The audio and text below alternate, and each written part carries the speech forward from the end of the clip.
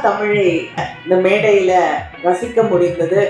பிரளயன் அவர்களுக்கும் குழுவினருக்கும் என்னுடைய வாழ்த்துக்களை மறுபடியும் நான் தெரிவித்துக் கொள்ள விரும்புகிறேன். பிரளயன் அவர்கள் இந்த நாடகத்தின் வழியாக சொல்ல நினைக்கக்கூடிய செய்தி அப்படிங்கிறது எப்பொழுதுமே பொது உடைமை கருத்துக்கள் தான். அறம் என்று சொல்லுவது மனித நேயம்.